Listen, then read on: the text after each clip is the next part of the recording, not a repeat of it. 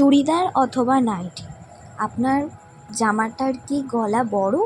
তাহলে আপনি এরকমভাবে সেলাই করে গলাটিকে ছোট করে নিন, আপনার মাপের করে নিন।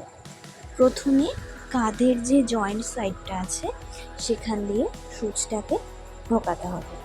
তারপরে একটা যে মার্ক করা থাকবে, যতটা আপনি ছোট করবেন, 1/2 ইঞ্চি হোক বা 1 ইঞ্চি হোক বা 1.5 ইঞ্চি, ততটা করে সেলাইটা স্টার্ট করতে হবে।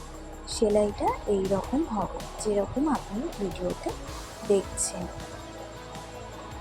আর এই রকম সেলাইটা করার সাথে সাথে সেলাইটাকে টেনেও নিতে হবে, না হলে সেলাইটা যখন একদম শেষে টানা হবে তখন সেটা হবে না।